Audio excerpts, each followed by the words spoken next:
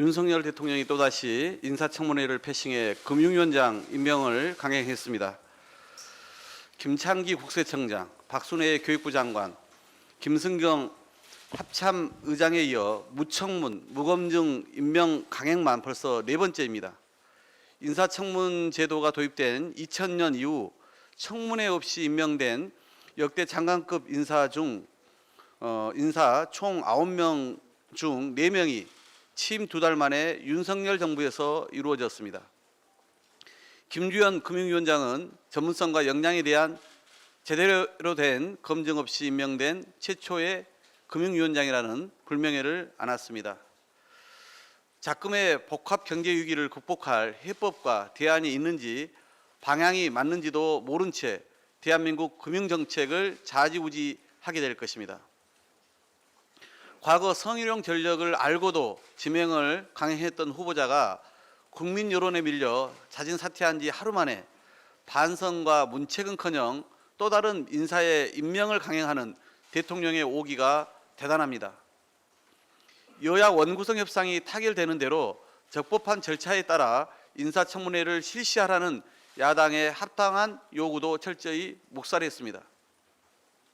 민심도 무시하고 협치도 아랑곳 없이 국정 독주를 계속하겠다는 것에 다름 아닙니다.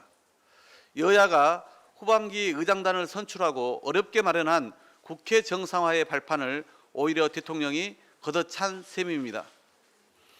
국민의힘은 원구성 협상과 별도로 더는 청문 패싱, 민생 패싱이 없도록 인사청문특위와 민생경제특위 구성이라도 협조해 줄 것을 촉구합니다.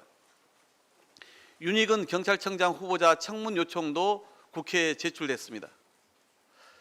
여당이라도 나서 국회의 존재의의를 부정하는 더 이상의 비정상을 막아야 하지 않겠습니까? 국회의장께서 오늘 양당 원내대표 간 회동을 주선하신 만큼 더 이상 미룰 수 없습니다. 여당이 대통령의 인사대참사와 민생경제 위기 상황을 그대로 지켜만 볼 요량이 아니라면 제대로 일하는 국회 만들기와 무너진 여야의 신뢰 회복을 위한 대승적인 양보안을 오늘이라도 제시해서 후반기 원구성을 바로 매듭 짓든지 아니면 공직후보자 검증과 시급한 민생입법 처리를 위한 인청특위와 민생특위라도 먼저 가동할 수 있게 최소한의 협력적 태도라도 보여줄 것을 요청합니다. 윤석열 정부가 공석 67일 만에 검찰총장 후보 추천위를 구성했습니다. 임명까지 앞으로도 2달가량 더 걸리는 점을 감안하면 넉 달 가까이 검찰총장 없는 역대급 공백 상태가 벌어지게 됩니다. 다른 권력기관장 인사는 군사작전 하듯 빠르게 밀어붙이고 전례 없는 자리까지 모두 검찰 측근들을 중용하면서 정작 검찰총장 인선만큼은 늦장을 부렸습니다. 그 사이 한동훈 법무부 장관이 나서 700여 명의 검찰 싹쓸이 인사를 단행했고 이른바 친윤 검사들을 대거 요직에 앉혔습니다. 공석인 검찰총장의 대변인까지 인선했으니 이제 누가 검찰총장이 된들 AI 총장, 허수아비 총장에 불과할 것입니다. 소통령 한동훈 장관이 군림하는 윤석열 정부 검찰이 찐윤, 친윤, 범윤, 비윤, 반윤으로 서열화된 계급 사회가 됐다는 우스갯소리가 나오고 있습니다. 이러니 검찰총장은 있으나 마나 한 존재로 공석기간이 아무리 길어져도 문제될 게 없는 상황입니다.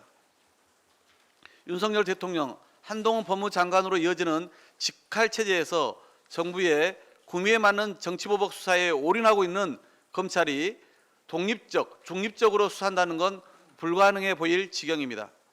검찰총장 시절 법무부 장관이 자신과 협의 없이 인사를 단행한다며 반발했던 윤 대통령의 총장 패싱 검찰 인사야말로 내로남불의 다름 아닙니다. 국민의 품을 떠난 검찰 정상화의 길도 더 멀어지게 됐습니다.